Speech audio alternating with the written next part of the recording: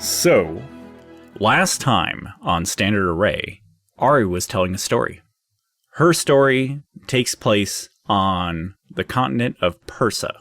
It is a calm island continent, and specifically for this world, it is the Isle of the Dead for the most part.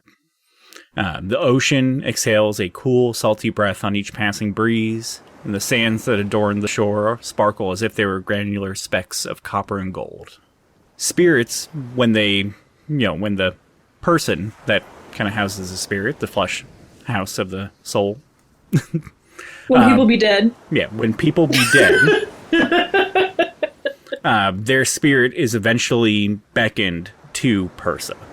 So that way they may leave the material plane. Where they go afterwards, it's kind of up to them and theirs.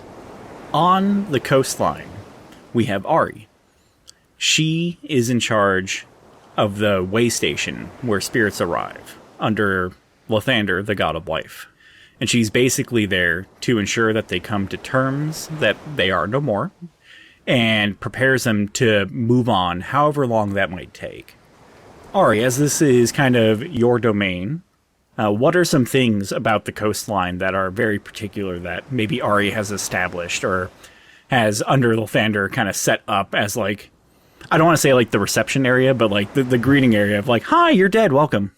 I'd say it's probably a shrine specifically set up for Aerei, and people sometimes leave things for the dead there. So there are comforting items there. There's probably like, if unfortunately a younger person passes, maybe there's some toys, maybe there's some delicious food, like snacks and beverages. It's probably like a very kind of serene feeling place. I imagine it's like a relaxing oasis of some variety. It's got like comfortable chairs and soft blankets and things like that. Yeah, a lot of comfort items. Yeah, super comfort items. Like boxes of tissues that are readily available kind of deal. Like beanbag chairs. It's a sad event, but under Lathander, it's Lathander being the god of life. It's kind of like, hey, this is a part of life eventually, which is the ending. Yeah, and we should celebrate that you live. And spirits kind of meander in the area, They are not like, ooh, I'm a ghost. Like at this point, they've kind of like gotten over the, I'm going to haunt my neighbors for a week. And they're kind of in that stage of asking what is next. And that's kind of the answers that Aerei provides and kind of gets them set for. So sometimes spirits stay here for a few moments. Sometimes they stay here for a few years. Or it's just them kind of coming to terms that it is their time to move on. Yeah, it's like hotel for ghosts. And when the offerings and such arrive, usually it's I don't want to say like a parade, but it is like a vessel, and like multiple people come down, and even though they might not be able to interact directly with the spirits or whatnot, they leave something for their beloved, or they leave something for their friend. They might even see glimpses of you there, but your presence there is mainly for the spirits, not for the people. Right. So usually it's a large ship with a lot of people all coming down off it. But today is a bit different. As you're tending to these people, handing out tissues, talking, socializing, the spirits are kind of socializing with each other. Oh, what did you do? I used to be an accountant. What did you do? Oh, I was a, warrior. Oh, that's two different job types. Yeah, strange, right? You can see kind of in the distance over the, nice shiny coastline and things like that, a boat, but not a large vessel. It almost looks like a rinky-dinky little rowboat. Okay. Unusual. Why don't you roll me a perception check to see if you can see who is the occupants of the boat. Okay. Or occupant. 15? That's a pretty decent roll. You can see that the boat is operated by a single person. It is a man. And just from this distance with that roll, you can tell that he looks like a commoner. Like usually, like when people come by, they're dressed in, kind of almost funeral attire, things like that. This guy kind of looks like he just got off a day of work, wearing kind of, I don't want to say burlap clothing, but that kind of canvasy, like farmhand almost clothing. Sure. Like very coarse material. Yeah. And he is rowing this boat as mechanically as possible and is heading directly for the shore, specifically towards your shrine. Okay. I mean, I feel like she'd wander out towards the beach with, like, her hand on her forehead kind of peering out across the waves, like, who in the name of Lathander is this?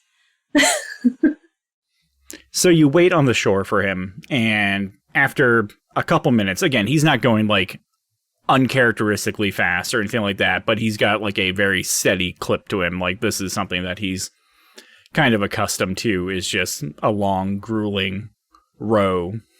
Mm-hmm. It's surprising because the nearest land is quite far, and the fact that he is rowing rather than sailing is like definitely a feat of determination, if nothing else.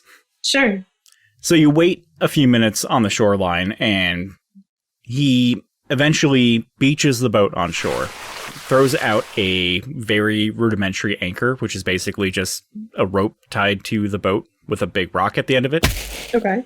Do you make your presence immediately known of like, hi, what are you doing? Or... Yes, she's very friendly. But also, does he look human? Like, what am I looking at here? He is a human type person. Looks to be like late 50s. Short crop, brown hair. Kind of a beard, like not necessarily like well kept, but like trimmed down. Like he might be a laborer of some kind that is an interference thing, so he needs to like keep it kind of close. Keep it shorter, yeah. And he looks like he's, I don't want to say panicked, but like excited, concerned to see you. Okay, can I insight him? Yeah. Like try and register what on earth that is? Like, absolutely. Oh, it's not super great. Hold on. I got a 3. So I probably don't know dick. I just, Yeah, he makes an expression that is a combination of expressions that you are not used to. Okay. It's not alarming. It's not like danger, but he's just kind of like, and he kind of like grabs you by like both your like arm / like bicep area. And it's like, oh, thank God I found you, Lathander. I've been praying and you haven't been answering, so I figured I'd come here. Thank you, thank you, thank you. And he just kind of like buries his head down and he's looking down and he kind of like holds your arms more and then kind of like looks up and goes, not to be rude, but I thought that you would be much taller. I am not Lathander. Oh, I'm terribly sorry. I've been, is he here? It's really important. No. He is not here. I am his assistant. How may I help you? He goes, my name is, I'm not sure, do you hear, like, when we pray, do you hear that? Or is it just, like, I don't know how this is supposed to work. Anyways, my name is Romeg Lanathan, and I'm trying to find my son. Like, he's dead. I know he's dead. I know that they come here. I've. Yeah, sometimes they come here. It's highly unusual to come in such a small boat alone to grieve. I'm not grieving. It's an urgent matter. Why are you here if you are not grieving? I have to tell him news about his wife. The dead, probably already know that. This is very important. His wife, Falm, had a son. He goes, in our culture, that means that, when your husband passes, if you're a widow without an heir, you're supposed to remarry. But since she has a son, everything reverts to him. And it's really important that he knows that. I feel like if he didn't know that, he couldn't go on. And, it's very important to let him know that Falm had a son. And I'll let you do a history check if you want. That's a natural 1. I don't think she left this island much. A lot of people come by. Actually, let me fail skill that. Just for the sake of getting you back. Remember No, when it's you were rolling 97s on us? I don't know why the dice wanted that for you. It's not me. That's okay. This is only a 40. So, a lot of people come to the island. It's hard, as impersonal as it may be, and as maybe not as impersonal as you'd want it to be, it's really hard to get to know everyone, let alone remember everyone that you've met. Right. Do you have an offering of a portrait of the child, perhaps? We could leave it here for him? He goes, no, it was just last week. He goes, I know that when my son left, he was conscripted. He was very worried that, his passing might cause her grief, and it has, but he goes, I just don't want him to go without knowing that she's going to be okay. Well, why don't you step into the shrine with me, and I'll look and see if I have paperwork on him. Okay, that's fine. And he's kind of like, he seems like not really fatigued from rowing, but just kind of like, he seems almost like he kind of expected a little bit of backlog on it. So he seemed, it's like when you're waiting to get the keys for the apartment so you can kind of move in. It's that little anxious, like, I understand, okay, but come on.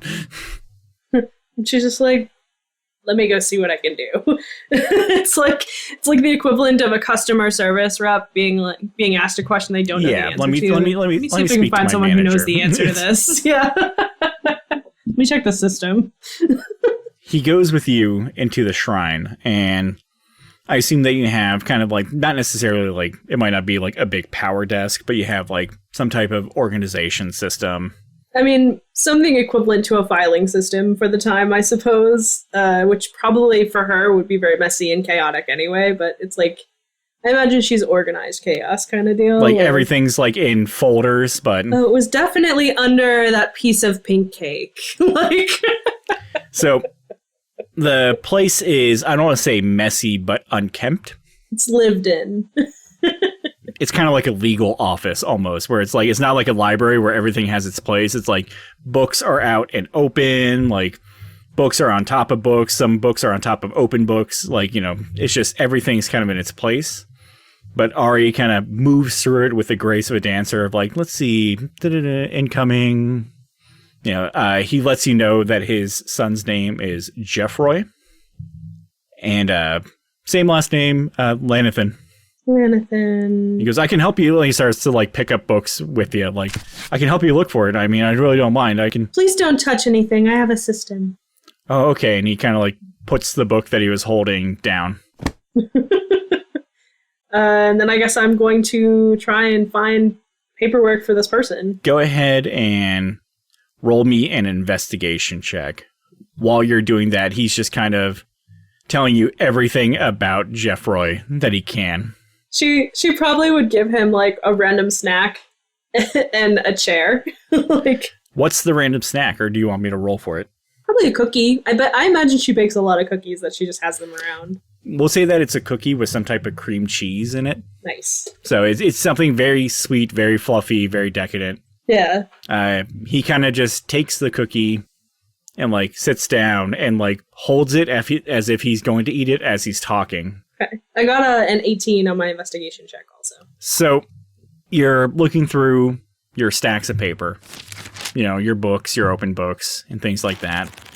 And almost ironically, the book that you asked him to put down is like maybe the fourth one that you go to, and his name's in the book.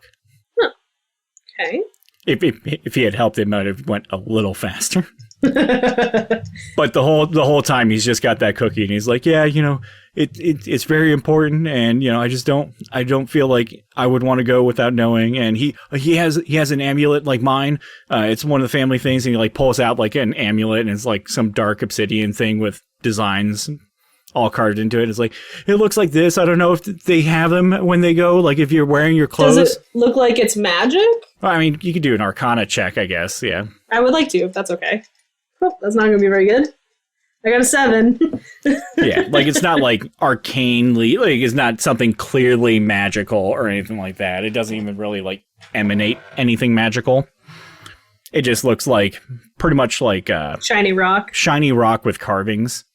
You know, like, and magic always kind of has like a formula, quote, to it, like runes and stuff. This doesn't look like that. It looks like, looks like circles, kind of like in a maze, almost like, it looks like it could have been the shape of something, but it's really hard to indicate like what that shape is. It's very kind of abstract. Almost like a Rorschach test. Oh, okay. Does the book indicate like when he was here, how long ago, like? Yes. So Geoffroy appeared on the island 6 months ago. Has he already moved on? He just went towards the center of the island where they go to move on yesterday. Okay. I imagine that I would hold this book as he's kind of babbling about whatever, and she's trying to pay attention, but she also just wants him to leave because she doesn't really know what to do. Like, he's not dead, so he's not really her responsibility. Yeah, he's about 6'2". He has blonde hair. I don't know if like that transfers over or not. He likes books. Yeah, it says here that yesterday he already left for his departing. He what? He left for his departing yesterday, so he's already at peace, sir. You don't even have to worry. But no, he can't be. Oh yes, my records are very accurate, sir. Do you have a son? Do I look like I would have a son? I don't. You're very intimidating. I am intimidating? Yeah, you're. I gave you a cookie. How am I intimidating? It's just the desk and the books, and he just seems like he's like nervous and grasping at straws. He's like, but what if he's still here? He is not. My records are accurate. But is there a chance? Because I don't want to be that guy. But like, is there someone? Can I talk to Lathander? You sure cannot. Can I talk to your super? I don't know what to do. It's very important, and if he's gone, then I don't know how to tell him. And he's just kind of like, you can see that he's looking upset. So she puts a gentle hand kind of on his shoulder. She's used to comforting. This is something natural. And he just kind of like quietly like sobs for like a solid awkward 20 seconds. She hands him a tissue. There are many tissues here, very readily. He holds it in the same position, like he's going to eat it, like the cookie. Like, you know, when like someone's talking and they're about to eat something, they kind of have it like up, like they're like acknowledging like food. Yeah. He has the tissue now in the other hand, and it's just kind of like head down between the two hands. Oh no. She kind of, tries to soothe him, and she's like, grief is often a difficult time for many mortals. It is natural to feel sad, but he probably has realized already that he is a father. I can't do it twice. He just head still down. He's just like, I can't let him down twice. We've already buried him once, and I thought that I'd be able to do something right by him with this news, and he just kind of like gets like really, really quiet, uncomfortably. And just, you can just see like the shoulder rocking. Like, he's not like out loud, like sobbing, but you just see the little bobs of the shoulder. This is clearly a man who kind of represses that. I feel like Aerei would be like, can I perhaps get you a cup of tea? Silence. Just little shoulder rock. After a couple seconds, like, you just see the head kind of, while facing downward, just kind of give you a nod of... Okay. So she probably like turns and like gets like the stuff to make a cup of tea, which I don't know why. I imagine it would just magically be there. Like, I want tea. Boop, here it is. Like, as if we're in the good place. Almost. That's exactly what happens. You are a demigod type person. So you just kind of like, I'm going to get you some tea. And you kind of just like turn, like maybe your back to him, like towards your desk, and like in your paperwork area, you just kind of like put your hand out, and like a saucer kind of appears. You take another hand out, like a cup appears, put the cup on it, reach, like almost like there's a cupboard there that no one else can see. Yeah, but there's nothing. Yeah. Yeah, you take the tea kettle out of it. Are you taking sugar into your tea, sir? You have to kind of like look at him to get the response. Little head nod. Okay. She puts some in, gives it a little milk, and then hands him some. Like, gingerly. He holds it in the tissue hand, still like head between. So now he's got cookie, tissue, cup. I am sorry that you feel so burdened by this. How did you let him down a second time, though? He died, you said, in a war?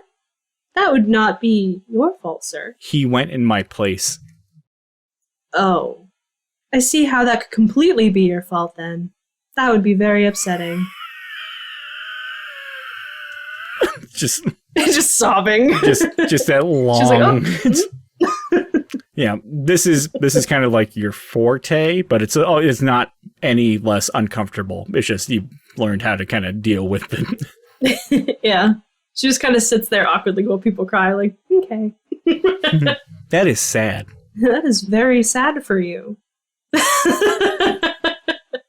I have heard cookies and tea are comforting, so you should have them. Just nod. Still holding them. Are you sure there's no way we can check? Please, just... She kind of just wants to be rid of him, and she's like... He goes, I understand. It's like, but if there's any... And he kind of looks at you, and you can kind of see, like, the little tear stains. Like they're very small. Like, he's been trying not to let them out, but you can just see, like, the little run in his dust-covered face. And he goes, I don't mind if the answer's still, that he's gone. He goes, but I rode all the way out here, and if I didn't at least give it a chance. He is gone, that I can assure you, but if it would comfort you, we can double-check with the door. He looks at the door of your shrine, like, what's it say? Oh, not that door. We must travel to the center of the island in order to check the door. Okay. And he goes, yeah. Okay. And he, like, stands up and it's just kind of like... You should eat that cookie first, though. You will need your strength. He very quickly, like, scarfs down the cookie of just, like, almost like he hasn't eaten in a day or so. Just, like, nosh, nosh, nosh, nosh, nosh. Quickly drinks the tea. Like, wipes his mouth and then wipes the inside of the glass with the tissue. Is that enough sustenance for you to continue? I'm ready. Yeah, I'm ready. Okay. And she takes the cup from him, and then I imagine it just disappears in her hand. And then she, like, starts moving towards the front door. He follows eagerly and awkwardly behind, like... He doesn't know the correct spacing to give you. So, like, at some points, he's, like, a step behind you, like, almost walking on your feet. And then he realizes that he's too close and, like, backs up. And now he's, like, 5 steps behind you. So he's, like, he's trying to find that comfortable middle ground. But he follows you. Like, wherever you go, he's like a little puppy to you right now. And my shadow, who's sad and crying. So... The door, as you referenced it, is at the center of the island. Persa's not a particularly dangerous place, quote, quote. Like, don't get me wrong, there are beings of extreme power and stuff like that. But it's not necessarily like, ooh, like, everything's here to kill you. It's relatively tranquil. Like, even some of the wildlife there, some of them as old as time itself, respects the gods that walk the island and their counterparts such as yourself. Maybe it's like, as she walks through the forest, all the birds just line up out of the way kind of deal. Like Almost. Not like necessarily paying homage or anything like that. It's not like they respect you. They just know not to mess with anything on the island. So, like, even at one point, there's probably, like, a very large cat. We'll say that there's, like, a jaguar that was, like, directly in front of where you're walking, and... Yeah, so she probably would just put her hand out to the man behind her and would look ahead and, like, lock eyes with this creature. Just roll me a quick animal handling. That sounds like a fun, fun one. Okay. Oh, shit, I got a nat 20. You have a very calm presence about you. So you look down at this, you tell the man behind you to stop, and you just kind of, like, look at this cat. And the cat kind of, like, looks back up at you and walks towards you and, like, rubs up against the side of you like a cat, like, ah, like lets out a big purr and then just like sits out of your way. She probably gives him a little bit of a scritch and then continues. It lifts its chin up and it's just, the purr almost sounds like a car engine as you walk away. And when you walk away, like it still kind of like stares after you for a second of like, yeah, there she goes, before going about its business. Meanwhile, the guy behind me is probably shitting himself. You journey towards the center of the island. You know, nature itself almost marks you a path through it. Like, it's a very easy tread. You know, you pass through some nice island trees, like some palms, and then, like, as you get a little bit deeper, I'm not a tree expert, but someone will probably correct me on it, like trees with branches and tons of leaves and fruit. Almost like, I don't want to say an orchard, but like a natural grove. Maybe like a citrus grove or something? Yeah. And when you get towards the center, that's almost when the island seems more populated. There's almost like a little town. It's fenced off. It has these big stone gates around it. You know it as the center of Persa. It's identifiable by, 1, the town itself.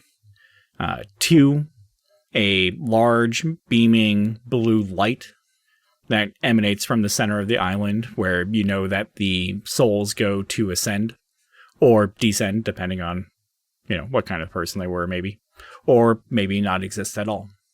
And 3, by a large gate in front of it, manned by a single person who's got a queue of spirits kind of lined up to him. And you know this person to be Hank. I feel like from a distance, Aerei would wave excitedly at him. Hank kind of acknowledges of like a little like kind of head thing before like going and talking to the spirit that's in front of him in queue. Where if you were in charge of arrivals, Hank is in charge of departures.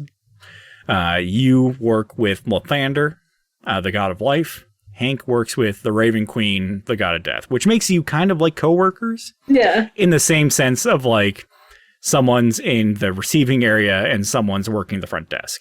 Right. So you can see Hank speaking with the spirit in front of him. Seems pleasant as always. Just, all right, are you sure this is your time? And the little gnomish spirit's like, well, I mean, yeah, it was a long life, you know, it was a good life. And, you know, the lady up front was really, really nice. She gives cookies. He goes, yes, I know she gives cookies. So are you ready to go?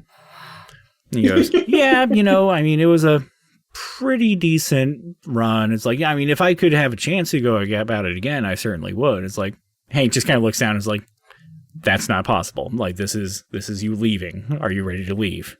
The gnome looks up and is like, well, maybe. And then you show up. Hank looks surprised to see you and looks more surprised that someone's with you.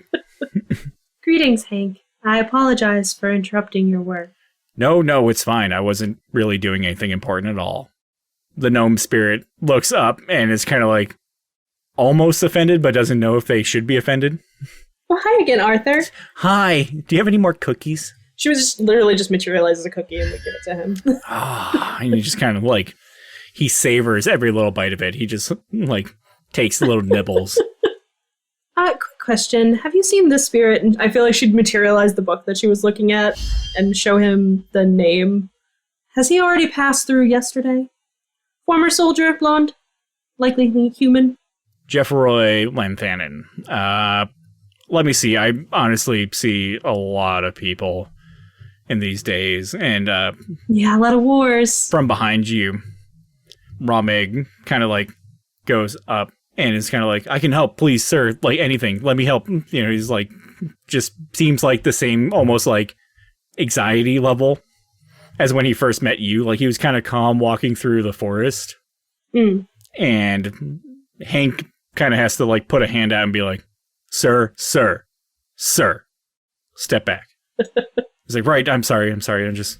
Ari would just kind of look down at him, almost like in a like a scolding mom kind of way, but also like in the same, like, oh, I'm cherishing this poor mortal kind of face. He goes, you wait your turn. He goes, you enjoy your cookie. Can I talk to you for a second? And he's looking at Aerei when he says that. Of course. And he kind of like ushers you a couple steps to the side. She follows him. He looks at you and he seems like pleasant enough until like he gets you like away from those two, and specifically the queue. And he goes, you know, it's extremely against policy to bring people this far into the island. I know, I am aware.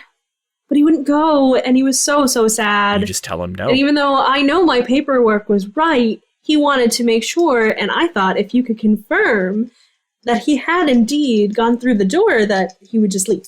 He goes, that is incredibly irresponsible. But he was so sad. He goes, yes, they all are sad. He goes, and then your job is to make him happy and either make him come my way or yes. Get him the fuck off the island. But he's not dead.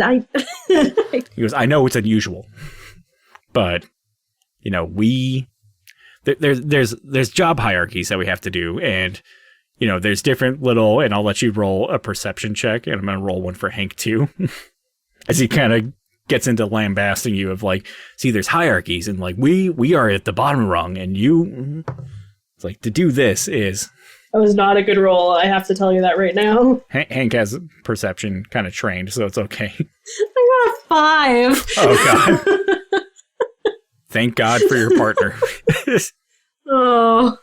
So as he's talking to you, like there's just a moment of like, there's a hierarchy, and it's like, if our boss probably something he can see behind me over my shoulder or something. Yeah. I imagine he's talking to me and I've got my back to the line. Yeah, and it's like, if our bosses find out that this is happening, he kind of like looks up suddenly. He's like, hey, get out of here. I feel like she would whip around. What do I see? Rameg is trying to like look through the book while Hank is like not there. Like he's like trying to find the name. He's like, what are you doing? He's like, stop it. Hank shoots a look back at Aerei of like, what have you brought me? She just kind of looks at him with like a look like, tee-hee, I'm cute. Yeah, like, please forgive. Forgive. I am our cute. Hank slides the book like away from Rameg, like after like shooing him off, like he gets it like even closer to him. It's just like, scooch. Yeah. Hank just kind of like stares at him for a really long time. Looks down at the book, flips a couple pages. Yep, he's been through here. Status, onboarding. And I feel like Aerei would put her hands together like, oh, everything's solved now. And she'd look at the man and be like, see, as I said, records are impeccable. And Hank goes, technically, onboarding is the stage between. He passed the gate, he's not... And he kind of gestures vaguely at the big light. But sometimes that does take time, does it not? Some people are afraid to make the jump, so to say. And Hank almost kind of like makes a laugh at like his own dumb joke and then realizes like it's uncouth and like stops. Make the jump. Aerei just kind of looks at him like almost scolding, like, don't you dare. Yeah. Rameg's like, so he's in there. Technically, but he is past your reach now. Well, can he come out here and I can talk to him? Hank looks at him and is like, no. He goes, a lot of people take a lot of time to get to this point, and to have him regress in progress that's how souls get lost. He is right. He was already here for 6 months before you came. And Rameg's like, he's right there. He's right. And he looks like he's like getting a little emotional. He's like, can we go a little bit further, please? And he looks at Aerei. He's like, please. He goes, I'm so close. Hank has already told you it is not appropriate. Hank looks at you and is like, that's right. It's incredibly inappropriate. And Rameg kind of looks at him and he goes, well, maybe I want to speak to your supervisor then. Aerei almost laughs at him at that point because Yeah. like our supervisors are literally gods. And she just kind of does one of those demure things where she puts her hand over her mouth so that way he can't see that she's almost laughing at him. You know what I mean? Just like, I do not believe that would be possible. Hank like looks at him and is like, absolutely not. There's one way to see my supervisor, and you're not going to like the way to get there. Ask this guy. And he points down to the gnome with the cookie. Rameg kind of like stares at him, and Hank has to explain, like, you have to die. You die, you see her. no one else sees Milady unless they pass the mortal coil. You get that, right? You'd have to die.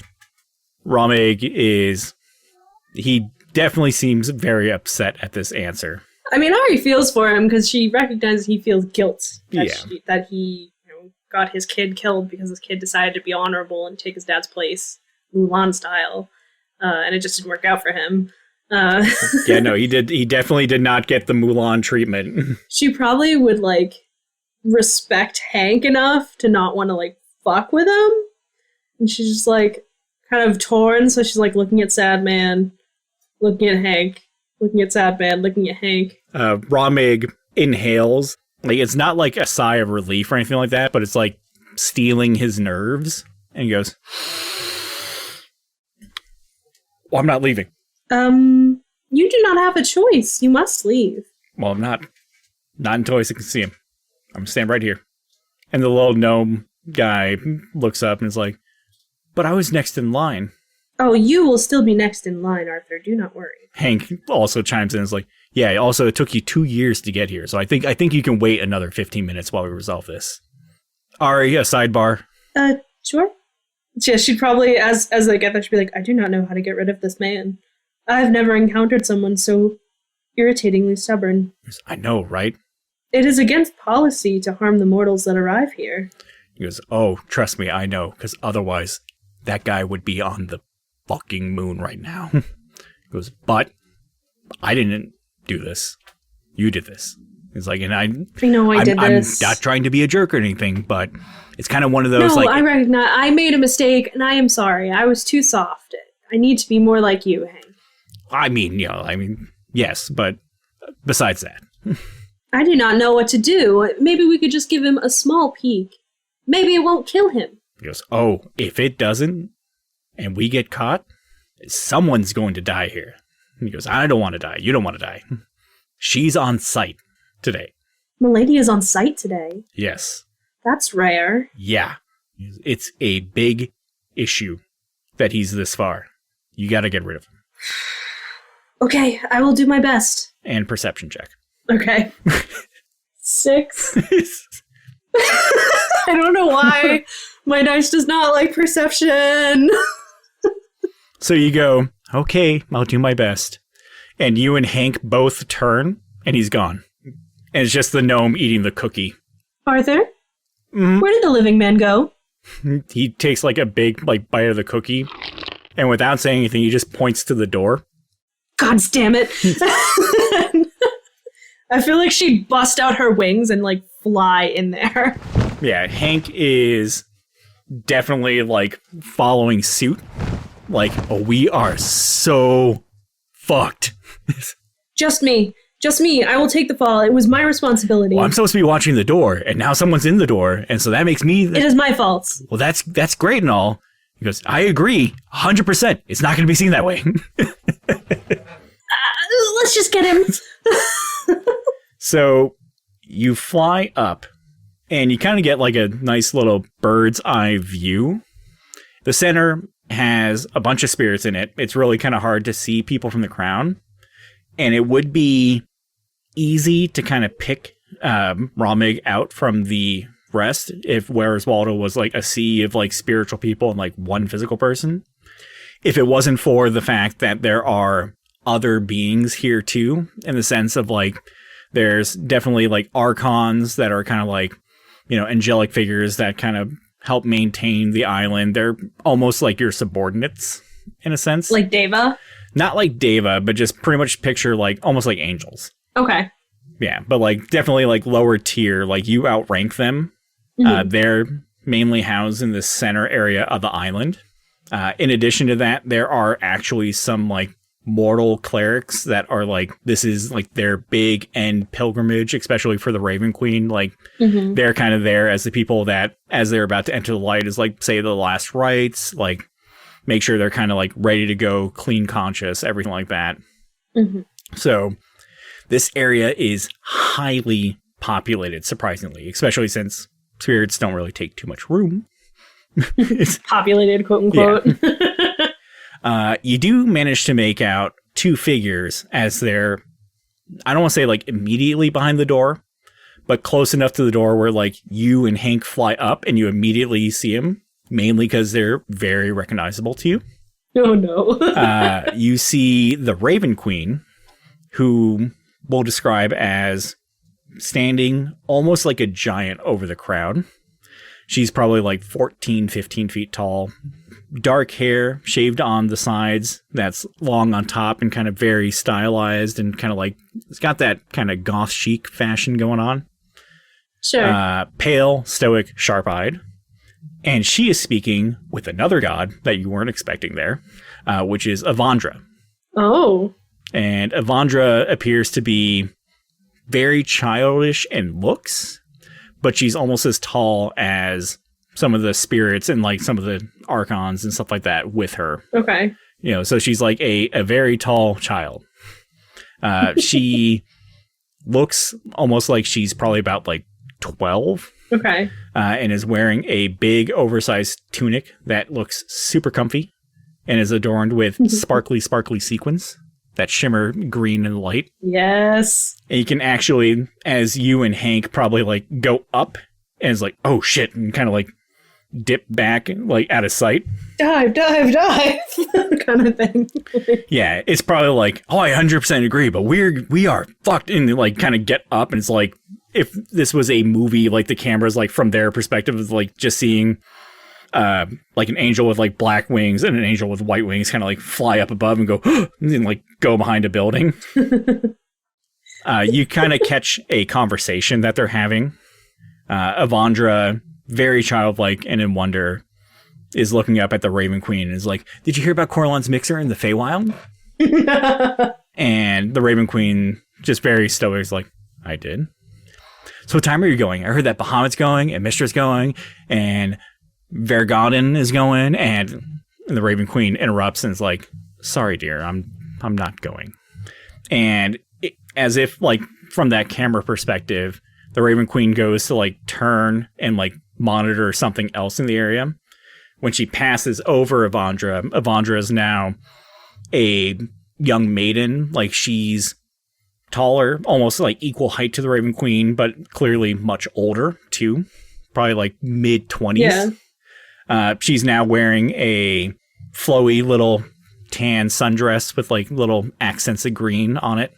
Has these big, thick nerd glasses.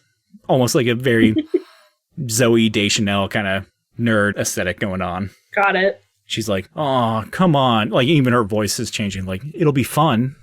Raven Queen goes, it's too much work to be done. Work can wait. We'll be in and out of there in no time. The Raven Queen just, you know, like still monitoring, like writing notes and such like that. And is like, not all gods have the ability to do whatever they want. And she like passes over another way.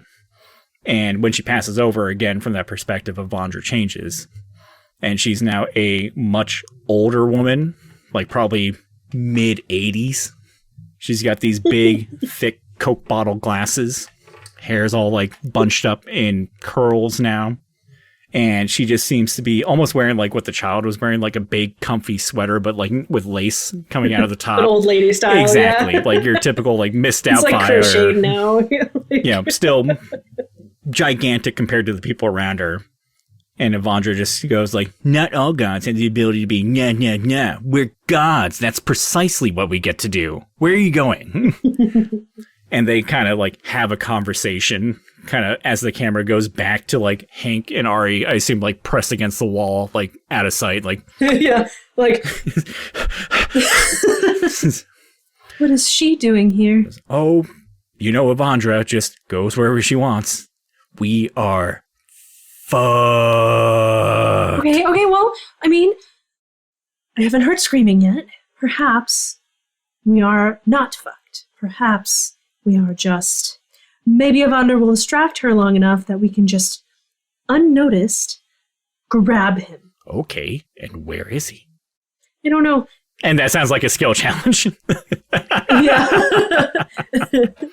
So, this is a skill challenge for one person. There are 4 successes, and there are 3 failures. Much similar to the rules that you ran when we did our origin stories, you cannot use the same skill twice, is the way that we're going to play it. I'm going to add an additional caveat to it and say that you can't use the same skill twice at all. Oh, throughout the whole. Because it's just you. Okay. Because Aerei's in a sticky situation.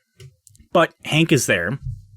So I will allow 1 point of inspiration given to you as a gift to re-roll any one that you want. Okay. I'm going to make this black dice my Hank dice for if I need it. Sounds good. So, obviously, the objective of the skill challenge is find Ramig. And, avoid detection, obviously, because y'all kind of like your jobs. And the gods aren't angry people, but when they're angry, oh boy. What's the first thing you'd like to do to try and find Ramig? I would like to try to investigate by peeping over the ledge or whatever that we're on. Try to peek over and see if I can distinctly see him sticking out in the crowd. Sounds fair. Go ahead and roll it. 16.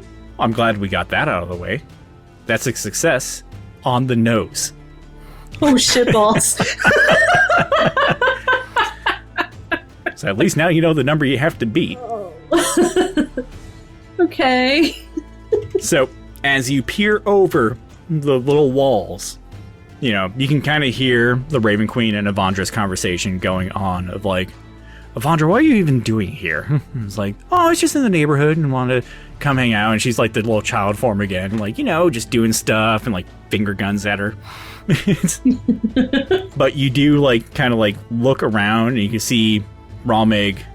He seems to know that this isn't an area he's supposed to be in, so he's trying to be sneaky. Well, he should fucking know. We told him 3 times. Absolutely. But he's working his way through the crowd and looking up. He's not trying to draw attention to himself and shouting, but you can see him kind of working his way through and looking in buildings and basically kind of searching everywhere that he can. But he's quite a ways away. Okay. 3 successes left. Also 3 failures. Investigation permanently off the table. Can I try to make eye contact with him to intimidate him into coming the fuck back over? Get over here. When your mom sees you doing some shit you shouldn't be doing. You know what I mean? And from a distance, she'd give you that look and she'd gesture to you when you were in church and you were fucking up from far away. Absolutely. Go ahead and roll it. A 21? Oh, that'll succeed. So he's looking through the buildings, stuff like that, and he does a little meerkat moment of looking back at the door to make sure no one's following him. And he sees you and you've got mad mom face. And you can see a moment click in his head of fight or flight. And he chooses flight and just kind of starts to run away even faster. When you're a mom and you're chasing a kid around, get out of here, a toddler. Get over here, get over here. Yeah, and he's hauling ass now. He's moving at 4 times speed. So it's a good streak to be on. 2 successes left, 3 failures still up on the table. But 2, I assume, of your strongest skills are now barred. Which is the plan. So as he's running, she's gonna get pissed. And I'd like to use Arcana to cast Hex on him so I can't lose him in the crowd again. Alrighty. Go ahead and roll Arcana. And as for my skill challenges, spells don't cast slots or anything like that. It's just for the effect of the spell. I do the same thing. Yeah, that makes sense. That 21 again? Jesus. Apparently Ari's mad. Oh, yes. He has clearly made you upsetty spaghetti. It's kind of hard to do it on the sly, but how does it look when Aerei does the hex? Because she's also trying not to draw attention to herself. Yeah. I mean, I always feel with Aerei, because her magic is more kind of light and airy in general, that it would almost look have you ever seen Spirited Away? And there's that scene with the dragon Haku being chased by all those little white paper people. Mm-hmm. I almost imagine that it'd be one little white paper person, just or almost like a paper airplane that just drifts across and just sticks to his back. Yeah, and now you're keenly aware of where he is. He's working his way deeper into the area, so once you do catch him, it's going to be quite a trek to get him out. Okay. But absolutely that you managed to do that. 1 success left. 3 failures still on the table. Investigation, Intimidation, and Arcana are all gone. Okay. I'm going to do something ballsy. So I feel like she would, at this point, just be like, I just have to go in there and get him. And if they see her, she's going to bluff as to why she's there. Like, she's going to try and lie about what she's doing. Like, oh, I heard that Avandra was here for a visit. It's been so long, kind of thing. Like, no, just usual visits. Sometimes I like to say hi to Hank, and he told me that the lady was here, and it's very exciting. Like, kind of deal. I gotcha. So is that deception? If you don't mind. I'll allow it. 17? The dice are hot for you. Apparently. I actually just have a also very good. I saved one of my good skills. Deception's +5. So, that's a success. Do-do-do-do-do-do-do-do. Yay! She just lies her little ass off when she gets in there. But not all successes are very good successes. I know. So, there's a moment where you're like, I gotta go get him. I know where he is. I've seen him. I know he's fucking around where he's not supposed to be fucking around. I know exactly where that piece of shit is. And you take like 10 trudging steps forward of like mom pursuit mode of like, I know where you are. Like, and immediately one of the Archons are like, oh, like, Aerei, you're not supposed to be up here. What's up? Oh, hello, dear ones. I just heard that you were on Persa, and it was so rare that I thought I'd say hello and check to make sure that Hank was still keeping everything clean here for you. Absolutely. I mean, right, Hank? Hank's like, yes, that is exactly what we're doing right now. Yeah, she heard that we had company, and she wanted to be here for it. You know how I do so love to greet people. He goes, oh, okay, Avandra. And he kind of like waves her down. And Avandra, still in her like childlike form, comes over with her big sweater and is like, Aerei, nice to see you. How are you? How are things? I am very well, Lady Avandra. It is so grand to see you today. You look so luxurious as always in that sweater. Oh, thank you. It's new. I decided to try a little something new. And she like shakes and like the sequins are like shining in the light in different directions. Ari's actually momentarily distracted, like, oh, I very much love that sweater. It is so sparkle.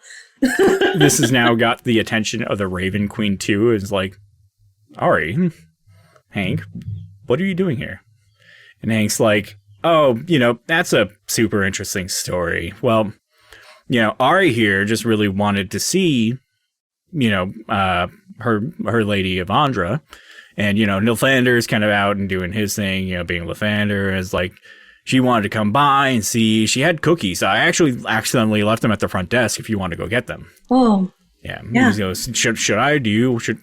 And there's like an awkward exchange of like Hank's like, oh, no, I can go get them. I just, I think I left them this direction. Don't worry. We'll hang out for a minute. And Hank's kind of like looking at you, like sweating bullets as he's like, I'm playing the decoy. Please, God help. She's going to like try to go in the direction she pointed where she knows this asshole is. Where she also said there were cookies, but she can materialize cookies, so she's like, I'll worry about that after. And so you kind of skitter off as Hank's like, you can hear Hank kind of making small chat of like, so Avandra, how's the game treating you? And she's like, oh, it's always great when you're the best player. And, there's like a little awkward, like, haha, back and forth with Hank of like not being a personal person trying to stall. But you're able to kind of like dip away at least a little bit. Okay. So she spots this asshole, right? Yes. You see Ramig in the crowd, and he's actually like talking to someone, one of the spirits. Great. Does it appear to be like the sun? Like, it appears to be a person that it matches the description of what he was saying. Great. She is going to try to grab him and fling him over the wall without anyone noticing him. Just yeet this guy.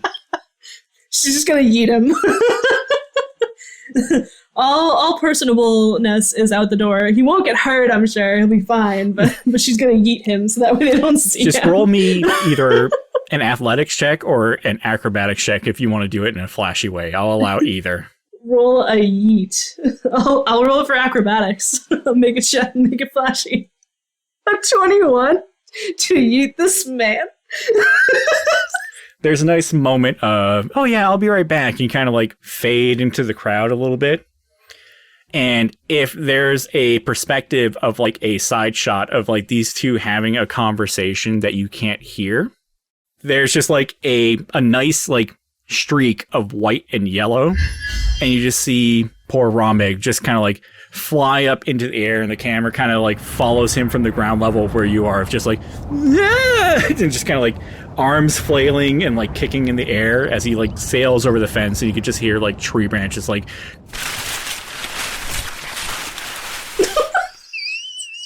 You hear the spirit next to you just go, well, that was kind of rude. Here is a cookie. Say nothing to anyone about what you have seen here today. Thanks.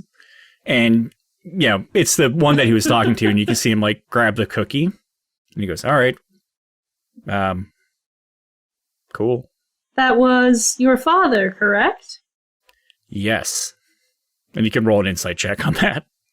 Okay. As he gives you that exact level of pause before it. God, why are my insight rolls so bad? I got a 3. Ari trusts everything. All the time. This seems fine.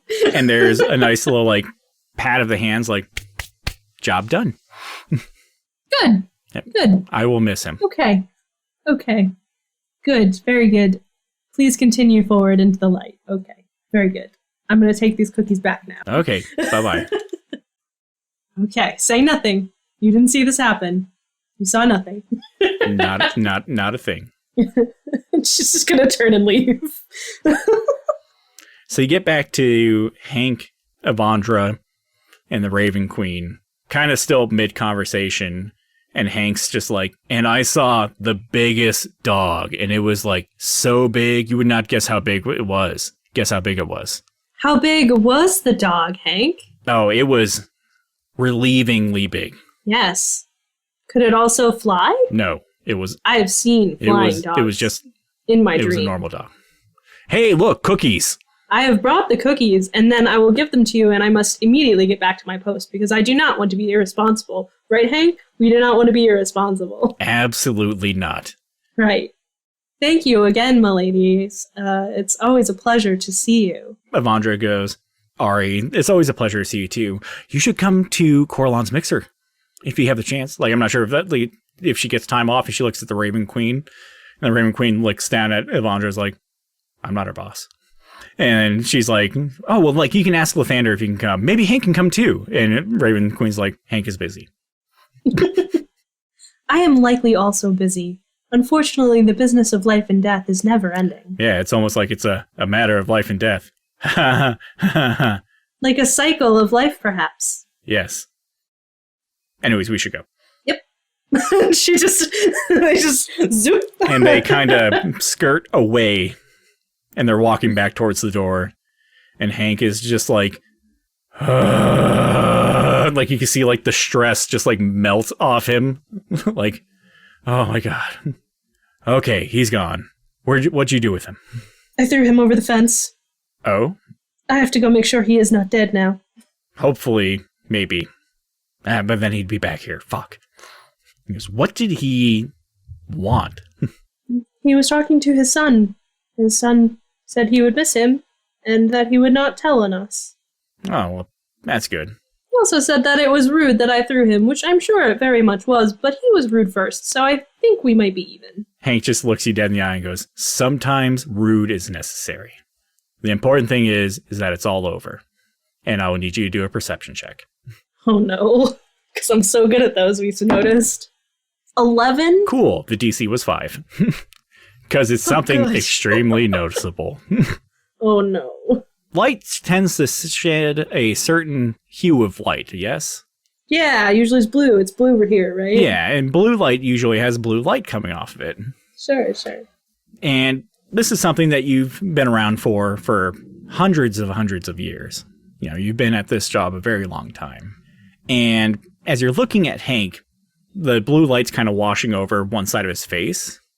And you see the blue light kind of darken and turn into a shade of purple.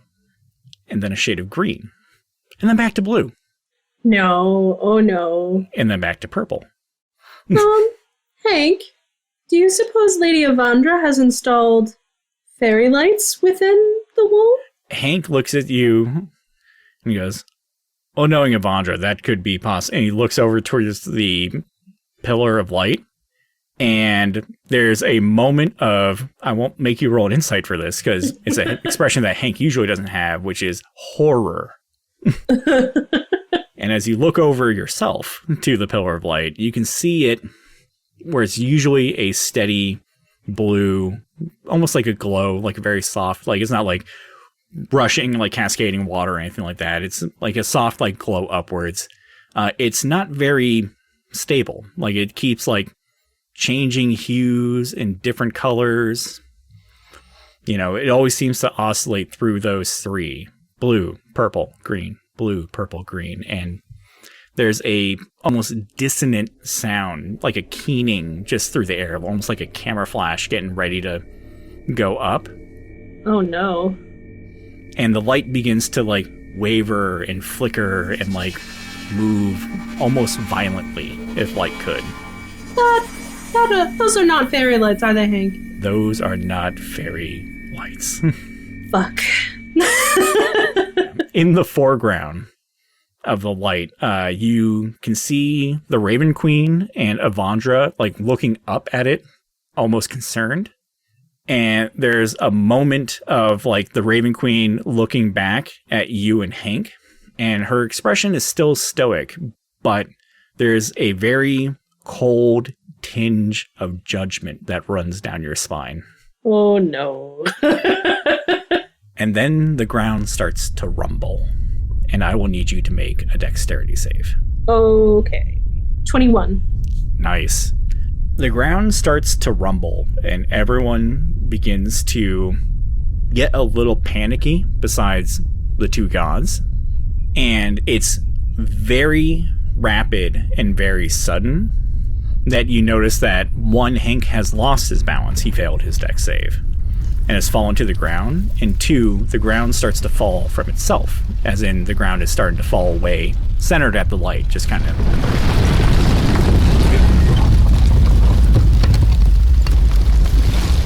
almost like a sinkhole or an earthquake. Oh, that's not great. Hank seems taken off guard by the situation, especially now that it's like, oh, I'm on the ground. Oh, there's almost no ground. Is he, like, in danger of falling? Yes. Oh, I would like to grab Hank. I don't want my friend to fall into nothing. You grab him, and he grabs you. Like, it's one of those, like, arms, interlocking arms thing. Okay. And before the ground falls out, like, in super close proximity to you, he's just like, we gotta go. She just nods. You can feel, like, the pull of his thunder jump happen. You know, it's kind of like spaghettification, where it's like you're there 1 second and you kind of feel like the pull, and now you're 90 feet in the air, in like diagonal. You're over the gate. You can see the light flickering and the ground falling. Mm-hmm. And then the light starts to like expand outwards, where the kind of meeting where the ground has fallen out. Okay. Still flickering blue, purple, green, blue, purple, green. It's a very quiet moment and a very sudden moment. I'm not sure if you've ever seen test footage of them or anything like that, but like a nuclear bomb has gone off. Yeah. And there's that nice little like beforehand. Yeah. And the light rushes outward towards you. You can feel the pull of the thunder jump one more time, but it doesn't get you far enough, fast enough. Oof. It's disorienting when the light passes over you because you realize that you're tumbling out of control and in the air. I still have Hank's hand? Hank is not with you at this point. Oh, no. And there's the visual, like if we did a first-person perspective on this, you would see like the flash of light come out. And after that, it's almost like that GoPro footage of a GoPro falling out of a helicopter, where it's just sky, trees, trees getting really close, sky, trees getting really close. And then eventually just bramble and branches. Just. Okay. Do I take fall damage? We'll say that you take a sufficient amount to where the world goes black for a second.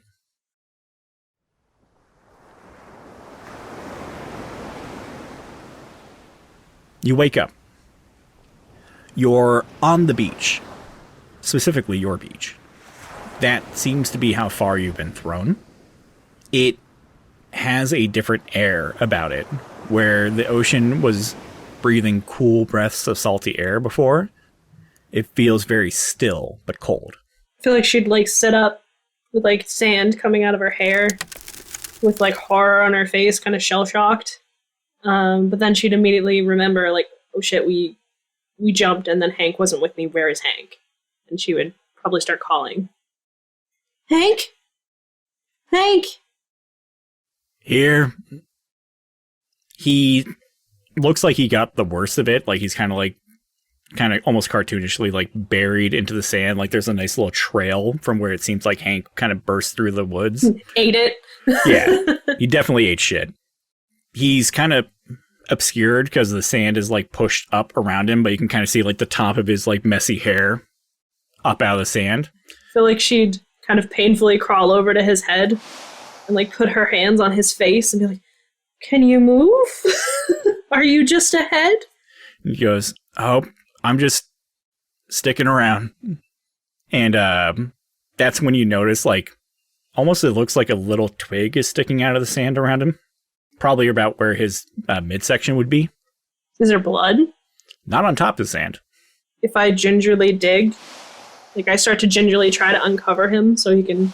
Yeah, it looks like the twig is attached to a much larger branch, and he is absolutely pierced through the abdomen. You are wounded. He looks down at it. He almost tries to laugh it off, like, yeah, that's not the worst thing that happened to me, though. And he, like, chuckles almost like, and like coughs and like raises his arm out of the sand to like cover the cough and then pulls back and his hand is not only sandy but covered in blood and it's like, oh, that one's new. Ari just looks fucking horrified. This is all my fault. This is all my fault. On your side, Ari, it hits you in a slow wave, but you start to feel the pang of like each little cut and each little scrape. It is more intense than you felt it before.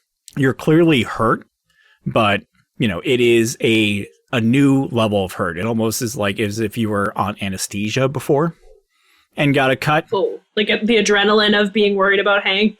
Yeah. It also feels like, you know, you're frail, like you've been stripped of something. So she would probably just like kind of all of a sudden go like super pale and like lean forward, hugging her stomach, like, ugh. So not only does it feel like, one, you're injured more than you've ever been injured. Two, you're feeling more frail than you've ever felt before. Three, you feel a disconnect. Almost as if Lathander's presence is gone. Oh man, that would hit her like a slap in the face. Like, she would be devastated, just like horror. Like her fingers would dig into the sand and she'd go, Hank, he's gone. Hank, I'm alone. There's no response. Hank doesn't say anything? No, it almost looks like he's looking down at his hand, but his hand is kind of just like resting on his stomach. Hank? Can you hear me? You hear like almost a low, like he's trying to say something, but he's still really, really bad. She's gonna go ahead and, like, even though she's in agony, she, like, drags herself over to him and cradles his head. And I'm going to cast Spare the Dying, which is one of my cantrips, because I think he's dying. Let's look at that spell real quick. Well, like, is he unconscious? It says, you touch a living creature that has 0 hit points. The creature becomes stable. Yeah, he's definitely blacked out, but this seems like something a little bit worse than that. Seems like worse than death? A lot worse than death. Oh. You, with feeling Lathander being gone, would probably assume that Hank is probably feeling something also like that. Additionally, these beings, these gods, are kind of like the essence of you. Like, you exist because they exist. And because they almost will you to exist. Oh my god, she's willing him to not exist. Holy balls! I would say you're not sure at this point because you can't see them and you can't feel them anymore. But this is a bad situation. Okay. I feel like she'd just, like, start frantically trying to dig him up. Like, nope, we're gonna, nope, denial is the first stage, nope. Like, you managed to dig him out. And, you probably shouldn't move him, but you at least, like, dig around him so that way you can see all of Hank. Yeah. And, yeah, he is bugged. Like, the hand that he didn't cough in is definitely, like, facing the wrong direction. Like, he looks like, as if you would be thrown from a blast through half a forest. Okay. She's kind of just freaking out over him, going, okay. And she would gingerly put her hands on his face and breathe and cast Healing Hands.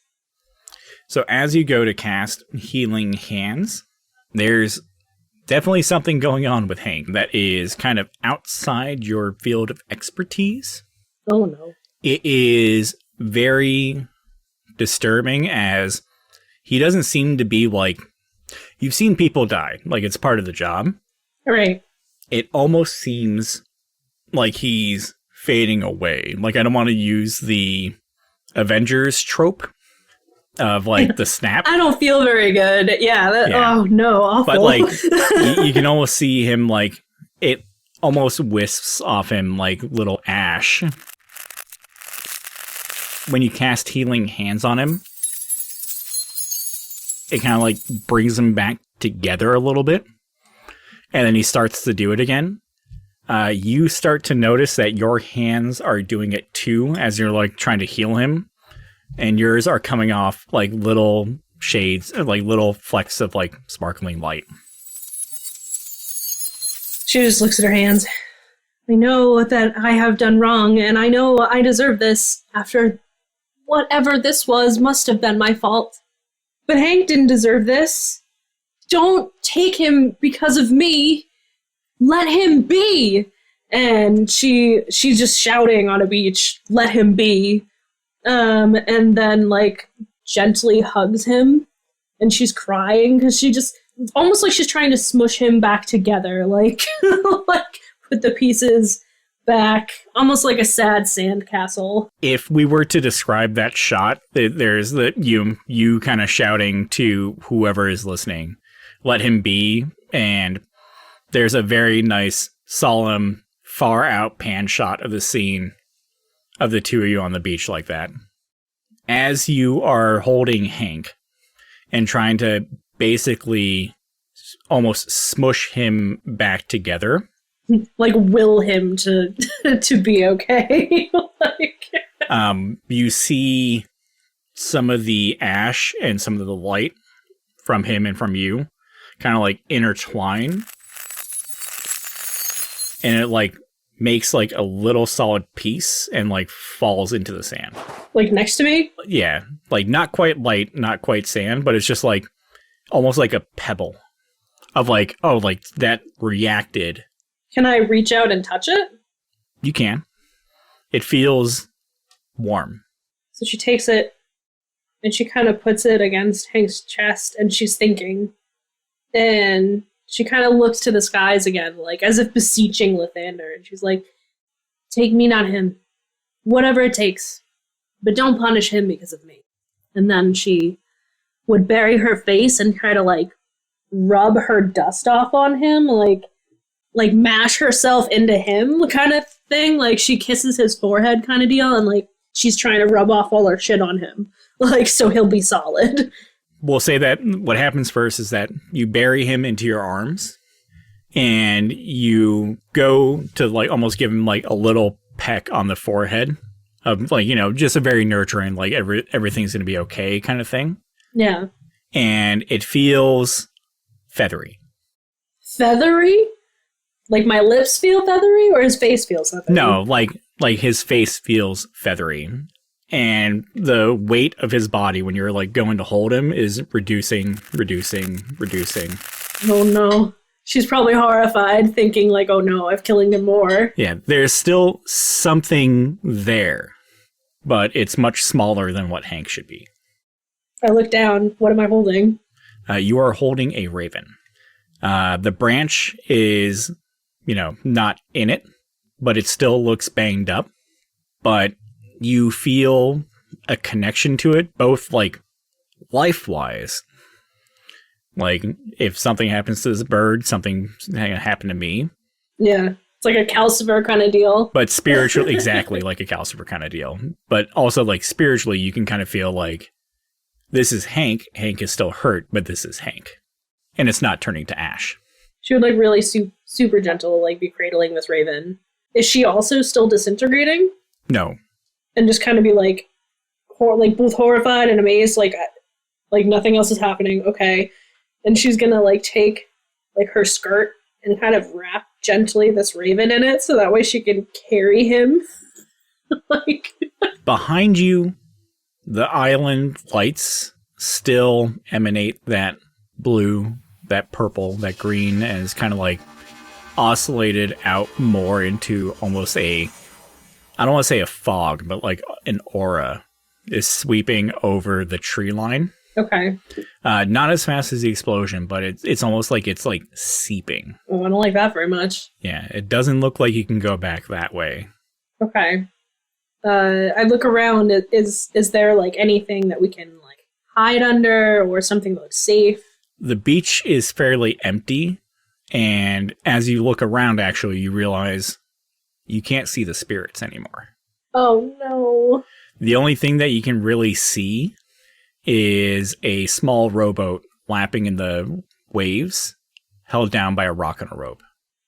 Ari looks pretty upsetty spaghetti that this is her option, but just is like, well, and carefully kind of, with her skirt lifted, like, drags herself over to this boat. Do I happen to see the owner of the boat anymore, like, anywhere? Like, he survived the blast? You do not. So, who knows what happened to Ramig? Well, hopefully he really loves his son. Maybe he'll be with him forever now. I don't know. And she just kind of gets into the boat and, like, pulls up the rock into the boat. Gets back out of the boat after gently putting Hank in. She, like, rips her skirt and makes, like, a little nest for him in the bottom. She then tries to push the boat past the waves kind of deal. I will fix this somehow. I promise. And we'll end the session there. Thank you for tuning in to Standard Aerei. Help our show grow by leaving us a review on your podcast player of choice and sharing us with your friends, players, and DMs. Also, please make sure to follow us on social media or on our Discord server for our next adventure. Links are in this episode's description.